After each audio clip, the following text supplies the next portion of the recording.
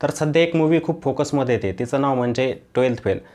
तर 12th fail movie जी होती कशावरती आधारित होती, त्यातून नवीन पिढीला काय प्रेरणा मिळू शकते आणि कोणकोणत्या गोष्टी आपण त्या मूवीच्या माध्यमातून घेऊ शकतो, त्याची सर्व माहिती आपण या व्हिडिओच्या माध्यमातून बघणार आहोत। तर नमस्कार मित्रांनो, मी दीपक, तुम्ही बघताय मराठी कट्टा। तर 12th फेल नावाची मूवी जी होती IPS मनोज शर्मा यांच्या जीवनावरती आधारित होती। तर आपण त्यांच्याबद्दल थोडक्यात माहिती या ठिकाणी जाणून घेणार आहोत। तर IPS मनोज शर्मा जे होते त्यांचं गाव जे होतं मध्य प्रदेशातील मोरेना जिल्ह्यातील एक छोटंसं गाव। त्या छोट्याशा गावामध्येच त्यांचं बालपण गेलेलं होतं। आता त्यांचं कुटुंब जर बघितलं, आई वडील, आजी, एक छोटीशी बहीण आणि एक मोठा भाऊ होता, असं त्यांचं कुटुंब होतं। त्यांचं बालपण जे होतं त्या मोरेना जिल्ह्यातील छोट्याशा गावातच गेलेलं होतं। त्यांनी 12वी पर्यंत आपलं शालेय शिक्षण पण पूर्ण केलेलं होतं। 12वी मध्ये ते एकदा फेल पण झालेले होते। आता फेल होण्याचं कारण म्हणजे काय, ज्या शाळेत ते शिक्षण घेत होते ती शाळा त्यांना कॉपी पुरवायची, म्हणजे नक्कल पुरवायची, आणि ते नक्कल करून मग विद्यार्थी त्या ठिकाणी पास व्हायचे।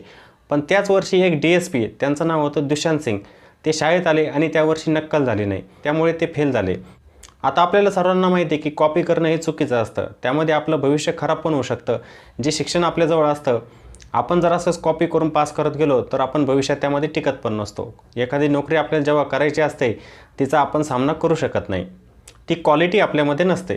तर हे मनोज शर्मा आणि त्यांचा मोठा भाऊ घरामध्ये मदत पण करायचे। त्यांनी एक छोटीशी गाडी घेतली, त्या मूवीमध्ये दाखवण्यात आलेली एक छोटीशी गाडी घेतली, त्यामध्ये ते प्रवासी भरायचे, एका खेड्यापासून दुसऱ्या खेड्यापर्यंत घेऊन जायचे। त्याच ठिकाणी एक स्थानिक आमदार जे होते त्यांची एक बस होती, त्या बसमध्ये पण प्रवासी जायचे। मग जेव्हा हे मनोज शर्मा आणि त्यांचा भाऊ हे प्रवासी जे होते हे त्या गाडीतून घेऊन जायचे, त्या गाडीला ते जुगाड म्हणायचे। त्या मूवीमध्ये दाखवण्यात आलेलं आहे तिला जुगाड म्हणायचे। त्या जुगाडमध्ये प्रवासी घेऊन जायचे। तर आमदाराची जी गाडी होती त्यांनी एक दिवस त्यांना अडवलं आणि ते प्रवासी उतरवण्याचा त्यांनी प्रयत्न केलेला होता, पण तो काय सफल ठरला नाही, ते प्रवाशांना घेऊन गेले। पण दुसऱ्या दिवशी पोलिसांनी त्यांना अटक केली, म्हणजेच मनोज शर्मा आणि त्यांच्या बंधूंना अटक केली। अटक केल्यानंतर पुन्हा त्यांना सोडवण्यासाठी आले दुशांत सिंग, जे DSP शाळेमध्ये आलेले होते। त्यांनीच मनोज शर्मा आणि त्यांच्या मोठ्या बंधूंना पोलीस स्टेशनमधून सोडवलेलं होतं, कारण की त्यांना अटक करण्यात आलेली होती। आणि घरी सोडण्यासाठी दुशांत सिंग हे त्यांना स्वतः आलेले होते। ते जेव्हा गाडीत बसलेले होते तेव्हा मनोज शर्मा यांनी त्यांना एक प्रश्न केला की मला पण तुमच्यासारखं बनायचं DSP। तर ते म्हटले, तुला जर DSP बनायचं असेल तर तुला चिटिंग करणं बंद करावं लागेल। आणि तेव्हापासूनच मनोज शर्मा यांनी निश्चय केला की मी कोणत्याही प्रकारची कॉपी करणार नाही। मग दुसऱ्या वर्षी जेव्हा 12वीच्या परीक्षा होत्या तेव्हा त्यांनी कोणतीही नक्कल केली नाही, त्यालाच आपण म्हणतो कॉपी करणं। त्यांनी कोणतीही कॉपी केली नाही, त्यानंतर ते 12वी पास झाले। त्यानंतर त्यांनी आपलं ग्रॅज्युएशन पण पूर्ण केलेलं होतं। त्यानंतर मग DSPची तयारी करण्यासाठी, म्हणजे त्यांना PSCची परीक्षा द्यायची होती, जसं आपण MPSC देत असतो तशाच प्रकारे त्यांना ही परीक्षा द्यायची होती। ज्या परीक्षेसाठी ते शहरात गेलेले होते ते परीक्षाच कॅन्सल झाली, गव्हर्नमेंटने ती परीक्षा कॅन्सल केलेली होती। सोबत त्यांच्या आजीने जो पैसा त्यांना दिलेला होता तो बसमध्ये चोरी झालेला होता, त्यामुळे त्यांचा राहण्याचा पण मोठा प्रश्न होता। खायचं काय, कोणत्या ठिकाणी राहायचं हा पण मोठा प्रश्न होता। त्यामुळे रेल्वे स्टेशनजवळ असलेलंच एक हॉटेल असतं, त्या हॉटेलमध्ये ते 2-3 दिवस बसलेले असतात, पोटात अन्नाचा कण पण नसतो। त्याच हॉटेलमध्ये त्यांना एक व्यक्ती भेटते आणि ती व्यक्ती पण PSCची तयारी करण्यासाठी आलेली असते। मग हे दोघे एकत्र येत असतात तेव्हा मनोज शर्मा यांना IPS या शब्दाचा अर्थ पण माहीत नसतो। PSC काय असते, UPSC काय असते हे पण त्यांना माहीत नसतं। त्यांच्या मित्रांनीच त्यांना सांगितलेलं असतं की तू UPSC देऊन IPS पण बनू शकतो। मग हे दोघे दिल्लीला जात असतात, हे दोघे दिल्लीला राहतात, काही दिवस एकत्र राहतात। मनोज शर्मा हे एका लायब्ररीमध्ये काम करतात, एक छोटासा पगार त्यांना त्या लायब्ररीमधून मिळायचा, ते त्याच ठिकाणी झोपायचे आणि तिथे अभ्यास पण करायचे। सोबत त्यांची ओळख झाली एक व्यक्ती, तिने पण 5 वेळेला UPSCची एक्झाम दिलेली होती, पण ती व्यक्ती पण फेल झालेली होती, त्यांचं नाव होतं गौरी भैया। तर मनोज शर्मा यांनी मग चांगला अभ्यास करून पहिला अटेम्प्ट देण्याचा प्रयत्न केला, त्यामध्ये पण ते फेल झाले। दुसरा अटेम्प्ट त्याच्यामध्ये पण फेल झाले। तिसऱ्या वेळेला पण मनोज शर्मा हे फेल झाले, पण त्यांनी रात्रंदिवस मेहनत केलेली होती। रात्रीची फक्त 3 तास ते झोप घ्यायचे, म्हणजे इतके प्रयत्न त्यांनी परीक्षेसाठी केलेले होते। आणि सोबत त्यांना साथ होती त्यांच्या सोबतीच्याच श्रद्धा जोशी यांची।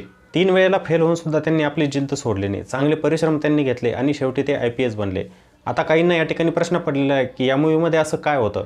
तुम्ही जर तो मूवी बघितला तर त्यातून तुम्हाला समजेल खूप काही घेण्यासारखं आहे। मी फक्त व्हिडिओमधून तुम्हाला छोटीशी गोष्ट सांगितली, त्या गोष्टीमध्ये आपण माघार घ्यायची नसते। बहुतेक व्यक्ती काय असतात, एकदा परीक्षा फेल झाली की ते माघार घेत असतात, त्यामध्ये टिकून राहत नाही, त्यामध्ये सातत्य ठेवायचं असतं आणि टिकून राहायचं असतं।